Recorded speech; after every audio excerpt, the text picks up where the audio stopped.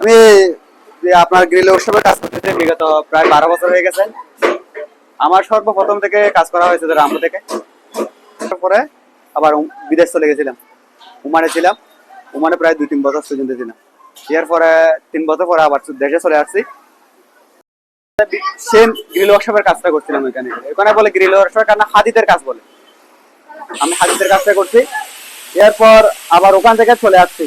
চলে এসে আমি একটা কাজ করতেছি বিগত আপনার গ্রিলের, যেটা ব্যালকনি বলে, ব্যালকনির একটা গ্রিলটার কাজ করতেছি আমি। এর মাপটা হচ্ছে যে এটার সাইজ হচ্ছে আপনার, এটার সাইজ হচ্ছে 42, আর পাশে প্রস্থ হচ্ছে আপনার ইয়াতে প্রস্থ হচ্ছে 60। হচ্ছে আপনার এসএস এর কাজের একটু চাহিদা একটু বেশি আছে। এসএস এর কাজে আর শাটার, রুটিং শাটার, যেগুলো আমরা এগুলো করি, এগুলো চাহিদার বাসাবাড়ির কাজ আর দোকানপাট দুটোটাই সেম কাজ করি বেশিরভাগ। কিন্তু দোকানের কাজ একটু বাসাবাড়ির কাজের চেয়ে দোকানের কাজ একটু বেশি করা যায়। তো ডাল সিজন একটু অর্ডার একটু কম, খুবই একটু কম আছে।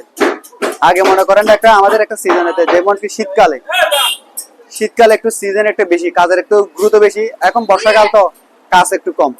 আমার একটা দরজা যদি কাস্টমার একটা যদি আসে, একটা যদি দরজা ছোট একটা যদি প্লেন সিটের একটা দরজা যদি বানাতে হয়, উনি আমাকে মনে করেন এটা হচ্ছে হাইট হচ্ছে আপনার 7 ফিট আর প্রস্থ হচ্ছে 42 মধ্যে যদি একটা দরজা যদি আপনাদেরকে বানাতে হয় 6,500 টাকা পর্যন্ত লওয়া যায় আমরা। সেম এঙ্গেল একই কোম্পানির মাল।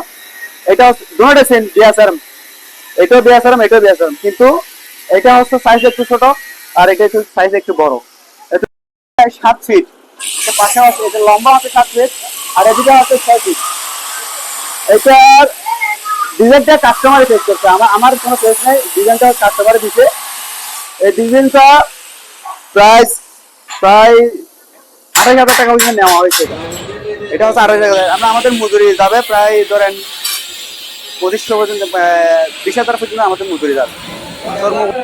হ্যাঁ, এটা হচ্ছে দোকানের টানা গ্রিল, যেটা আমরা এটার পরিবর্তে এটা মনে করেন আমরা কেজি হিসেবে নিই। এটা প্রতি কেজি প্রায় 150 টাকা পর্যন্ত পড়ছে। একটু মতন আমি জিনিসটা বানাইছি, কিন্তু অনেক কাস্টমার আছে যে সহজ করতেছে না। মনে করেন ধরেন মনে বলতেছে এদিকে পাতলা হয়েছে, ওইদিকে হালকা হয়েছে, এই জন্য মনে কিন্তু অশান্তি দুঃখ সবসময় থাকে। একটু মনে মেশিন ওয়েল্ডিং মেশিন, এটা হচ্ছে ওয়েল্ডিং এর মেশিন। এটা দিয়ে এটা হচ্ছে ওয়েল্ডিং করতেছে, দেখেন এদিকে এখানে সবগুলো ওয়েল্ডিং করতেছে আর লোহাগুলো কাটে। এটা হচ্ছে গ্রাইন্ডিং মেশিন, এটা দিয়ে ডিল করার জন্য শুধু এটা সব মালামাল সবগুলো ডিল করবে, এই আর কি।